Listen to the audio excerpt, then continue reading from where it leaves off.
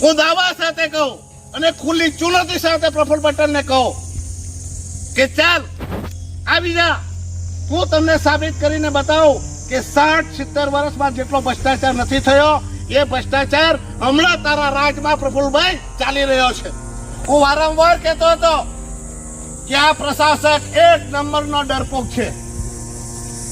પહેલા પણ કહેતો હતો અને આજે સાબિત થયું કે આ પ્રશાસક 1 નંબરનો ડરપોક છે અને ડરપોક છે એટલે જ આપણે મીટિંગ કરવા નથી દેતો. અહીંયા બી એક ખાટકી બેસેલો છે બરાબર હિંમતનગર થી, અને એમ કે સાજા સત્યવાદી હરિશ્ચંદ્રની વાત તો કરે. આજથી ચેતવણી આપે છે પ્રશાસકને, પ્રફુલ્લભાઈને અને એમના આગેવાનો અધિકારીઓને, અને ચેતવણી આપે છે આપણા ચૂંટાયેલા પ્રતિનિધિઓને કે હજુ બી સુધરી જાઓ. કે ત્યાં હિંમતનગરમાં જે અલીબાબા બેસેલો છે ને એનો અવાજ આવવા જોઈએ. તમે તાપમાં અહીંયા થોભેલા છે તો અવાજ એટલો કરો, સમજી ગયા? એ આપણા બધા ચોરોને ને આપણા અહીંયા આવેલા લૂંટારાઓને બી ખબર પડે કે અહીંના લોકો જાગી ગયા છે. બરાબર? જય આદિવાસી!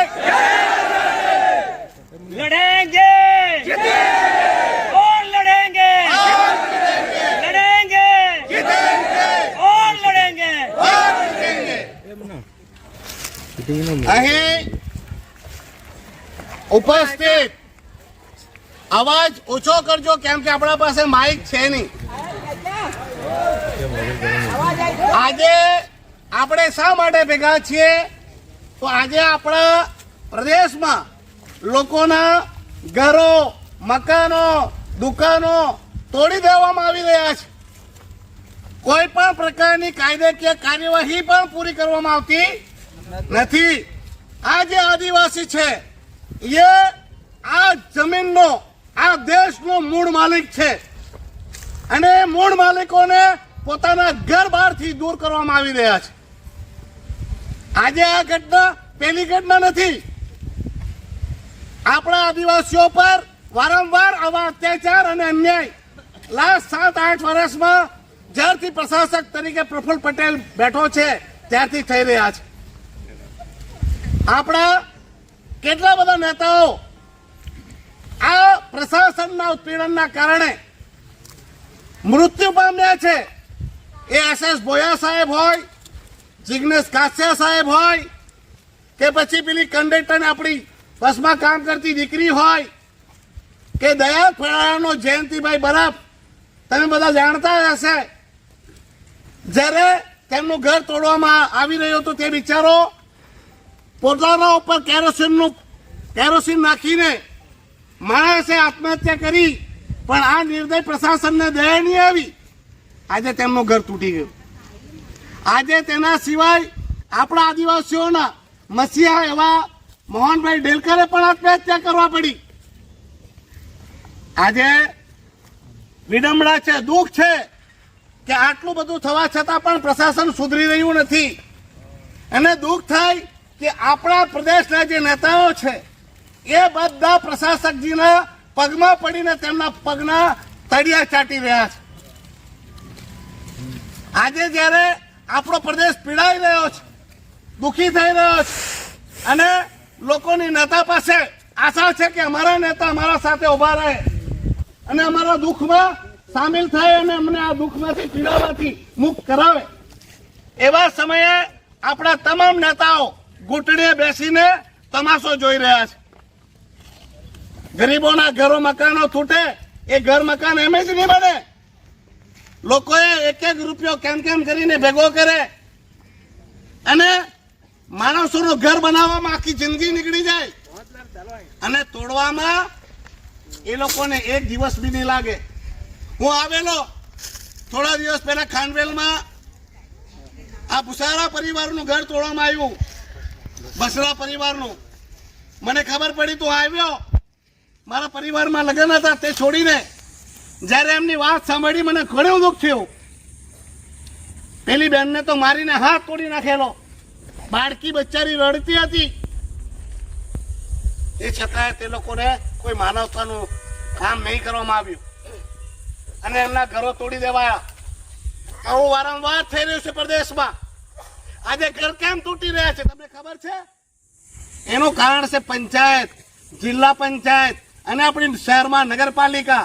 એમના પાવર છીનવી લેવાયા, એમના પાસેથી પાવર લઈ પડાયા. પહેલે જો આપણા પાસે પાવર હતા તો કોઈનું ઘર તૂટતું હતું? આ સરપંચોએ, આ જિલ્લા પંચાયતના મેમ્બરોએ, આ નગરપાલિકાના કાઉન્સિલરોએ જો આ પ્રશાસકના પગમાં નહીં પડેલા હોતે તો આજે આપણા કોઈના ઘર નહીં તૂટતે. આજે જવાબદારી હતી આ સરપંચોની, આ જવાબદારી હતી જિલ્લા પંચાયતના લોકોની, આ જવાબદારી હતી કાઉન્સિલરોની કે પાછા ગયેલા પાવરો પાછા લેવામાં આવે. અને એ જો પાવર આવે તો મારો દાવો છે કોઈનું ઘર નહીં તૂટે. બે પાર્લામેન્ટમાં 3 વાર સવાલ આ ઉચક્યા કે ભાઈ પંચાયતના, જિલ્લા પંચાયતના, નગરપાલિકાના પાવર પાછા આપવામાં આવે. મેં વારંવાર રજૂઆત કરી કે પ્રશાસક પ્રફુલ્લ પટેલને અહીંથી હટાવવામાં આવે.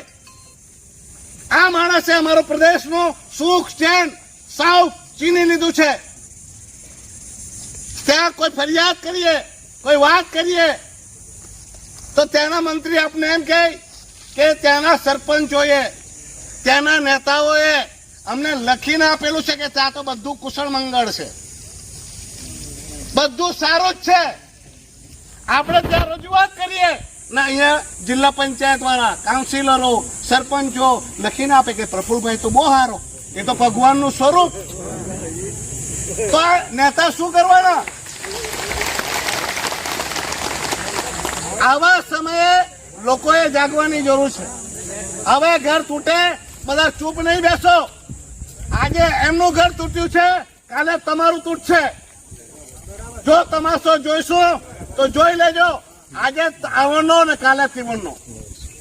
એનું એક કહેવત હતી, એક વાર્તા હતી કે કોઈ એક ખાટકી હતો, એમના પાસે બકરા લાવેલા અને બકરાને ખબર કે રોજ આ ખાટકી કાપવાનો જ. પણ ખાટકી જે બહાર બકરાઓને મોટું પાંજરું રાખેલું તેમાંથી એક બકરું બહાર કાઢે અને જેને કાઢે તે રડારડ કાઢે અને બીજા છે તે ખુશી થાય, અંદર જે બેસેલા તે ખુશ થાય. એકને કાપ્યું, બીજા દિવસે બીજાને કાપ્યું. જેમ બહાર કાઢે, જેને બહાર કાઢે તે રડે અને અંદર હોય તે ખુશી મનાવે.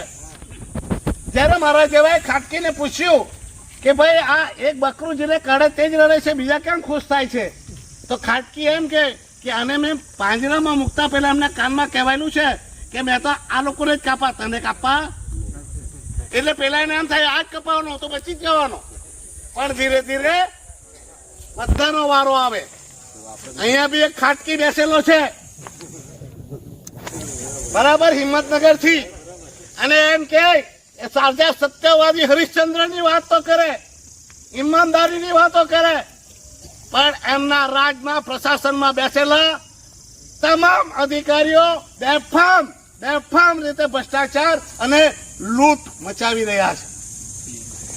હું દાવા સાથે કહું અને ખુલ્લી ચુનૌતી સાથે પ્રફુલ્લ પટેલને કહું કે ચાલ આવી જા, હું તમને સાબિત કરીને બતાવું કે 60-70 વર્ષમાં જેટલો ભ્રષ્ટાચાર નથી થયો એ ભ્રષ્ટાચાર હમણાં તારા રાજમાં પ્રફુલ્લભાઈ ચાલી રહ્યો છે. અગર આ વાત ખોટી હોય તો હું રાજીનામું આપવા તૈયાર છું.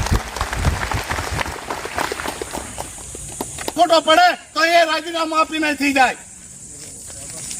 આજે તાનાશાહી કેવી તાનાશાહી? આપણે શું માંગવા જવાના હતા? આપણે તો કાળા કાયદો, આપણા લોકોના ઘર મકાન બચાવવાની વાત કરો, ખાલી કાગળ જ તો આપવાના હતા. આપણે કોઈ મારામારી કરવાના હતા? આ શું કોઈ આતંકવાદીઓ છે? આ કોઈ ઉગ્રવાદીઓ છે? બધા આ દેશની સામાન્ય ગરીબ જનતા છે, ભોળી બહોળી જનતા, જેમના દેશના વિકાસમાં જેમનો સિંહ ફાળો છે, આ દેશ જ એમનો છે. એ લોકો પોતાના હક અને અધિકારની વાત કરવા પ્રશાસનના અધિકારીઓને મળીને રજૂઆત કરવા માંગે તો પ્રશાસનને આટલી બધી બીક? હું વારંવાર કહેતો હતો કે આ પ્રશાસક 1 નંબરનો ડરપોક છે. પહેલા પણ કહેતો હતો અને આજે સાબિત થયું કે આ પ્રશાસક 1 નંબરનો ડરપોક છે, અને ડરપોક છે એટલે જ આપણે મીટિંગ કરવા નથી દેતા. તમને પાછો કહું, ગભરાતા નહીં. આજે આપણી મીટિંગ અને રેલી કેન્સલ થઈ, કેમ કે આપણા પાસે જરૂરી મંજૂરી નહીં હતી. પણ આપણે ત્યાં કલેક્ટરને લેટર જમા કરાવ્યો છે અને ટૂંક જ સમયમાં આપણે પરમિશન માંગશું અને કાયદાકીય રીતે આપણે મિટિંગો કરશું. અને માત્ર ખાનવેલ નહીં, આખું દાદરા નગર હવેલી, આખું દમણ દીવ બધું બંધ કરાવશો અને આખા પ્રદેશના લોકો એક એક માણસો રસ્તા પર ઉતરશે. અને આજથી ચેતવણી આપે છે પ્રશાસકને, પ્રફુલભાઈને અને એમના આગેવાનો અધિકારીઓને, અને ચેતવણી આપે છે આપણા ચૂંટાયેલા પ્રતિનિધિઓને કે હજુ બી સુધરી જાઓ, નહીં તો આવનારો સમય તમામને ભોગવવું પડશે. પ્રફુલ્લ પટેલ અહીંયાથી જશે અને આપણે કાઢીને રહેશું અને આજથી જ આપણે બધાએ ઉલગુલાન કરવાનું છે અને આજથી નક્કી કરવાનું છે કે ઘરથી બધાએ નીકળવા પડે તે દિવસે નીકળવાનું છે. ને પ્રફુલ્લ પટેલને દાદરાનગર હવેલી દમણ દીવથી વિરોધ કરીને કાઢવાનો જ છે. અહીંયા નહીં માને તો બધાએ દિલ્હી ચાલવાનું છે, બધાએ દિલ્હી આવવાનું અને જંતર મંતર પર બેસવાનું. બરાબર? તો આજથી જ આપણો નારો રહેશે, ચલો દિલ્હી, બરાબર. અને આવનાર સમયમાં થોડા દિવસમાં આપણા દરેક દાદરાનગર હવેલીના આગેવાનોને હું રૂબરૂ મુલાકાત આવવાનો છું, ગામે ગામ. અને હવે જોઈ લીધું છે કે હવે જડમૂળથી જ આનો ઇલાજ કરવો પડે, હવે સહન થાય તેમ નથી. એક એક કરીને આપણે તોડતો જવાનો અને આપણે લૂંટાતા જવાના. નાનપણમાં વાર્તા સાંભળેલી, એક લાકડી કરે તો તૂટી જાય ને એ આપણે એકલા કરીને લાકડીની જેમ તોડી રહ્યો છે. હવે એ બધી લાકડીઓએ, બધી આંગળીઓએ એક થવાનું છે. એટલે હું ગામે ગામ, દમણ દીવ બધી જગ્યાએ આગેવાનોની મુલાકાત કરીશ અને આપણે ફરીથી થોડા દિવસોમાં મિટિંગો, જનસંપર્કો કરશું, પ્રદેશમાં આંદોલન શરૂઆત કરશું. અહીંયા આવેદનપત્ર આજે આપ્યું છે. હવે પ્રફુલ્લ પટેલને હટાવવા માટેનું આંદોલન શરૂ કરવામાં આવશે.